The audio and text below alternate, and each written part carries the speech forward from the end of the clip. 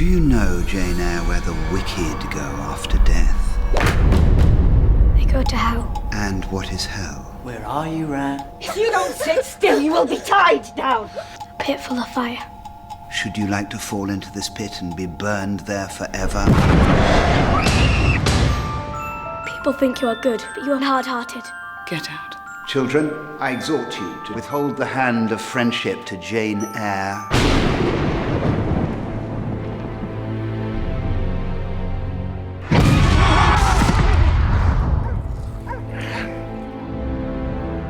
This is a grand old house, but it can feel a little dreary. Now, Mia, there's been over 20 different versions of Jane Eyre that I checked online that they've made over the years for television and also for film.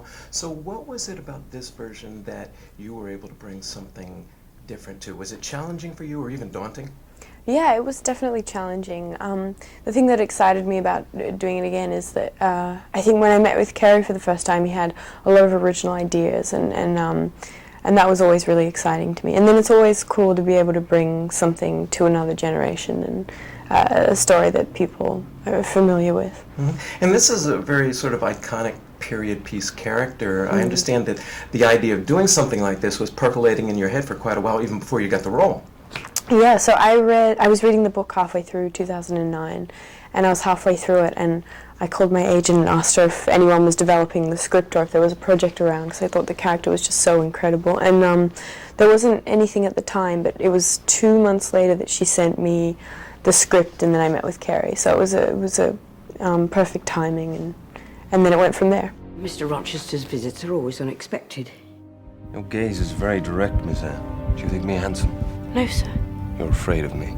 I'm not afraid. Jane has such a strong sense of self and self-respect. She really understands who she is and believes that she's worthy of having a good life and being treated well and respected, and she doesn't compromise herself for anyone. So I thought that was really brave, and it's rare even now, but especially for that time, it's pretty incredible. So. Yeah. Well, what I find interesting is that Jane Eyre, and at the time that you filmed this movie, you were both approximately the same age. So did that quality play into how you approached portraying this role?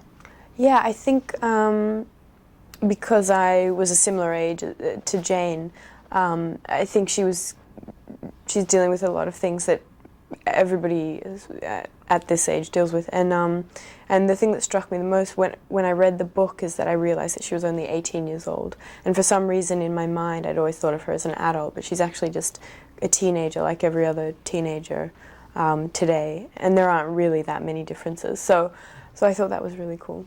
You think that because I am poor, obscure, plain and little, that I am soulless and heartless? Jane! Jane! Now, you're with Michael Fassbender in this film, and there's obviously some great chemistry on the screen, even, if I dare say, a little bit of sexual tension between the characters in the film. You rare unearthly thing. I must have you for my own. You're so little acquainted with men.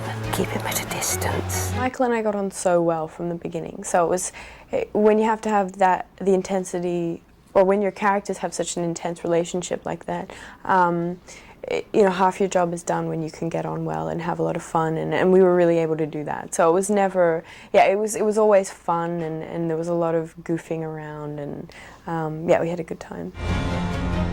Miss Ingram's coming. She's a great favourite of his. We're floating gently in the stream of life, unaware of the rocks ahead waiting to dash you to pieces. What other kind of roles do you see in your future that you would like to undertake?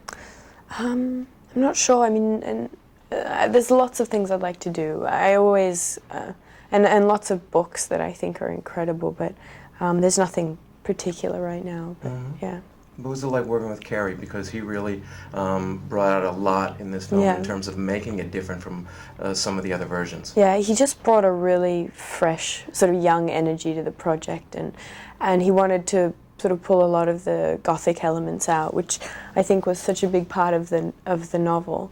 And he was sort of perfect for it. It was such a brave choice for him to do this, because it's a very different setting to his previous film. I was not asleep. I know what I saw. It must have been half dream, half reality. It's really three films in one if you look at it. It's Yeah. a period piece, it's also a romance, and it has elements of horror to it in a sense. What did it mean to you? Well, for sure. I mean, there's mystery takes place on two levels. There's the physical mystery where you know, Jane doesn't know what's going on in the house, but she feels something and some presence. And then there's also like an emotional mystery, whether with Rochester, the whole thing is whether he loves her or not, and she can't tell, and she thinks there's stuff there. So, yeah, I thought that Cary really understood both of those levels. So, yeah. You did a great job. It's Cool. a great Thank film. you. It's a pleasure meeting Thanks. you. Nice to meet you. Thank you. Look forward to the next time. Yeah.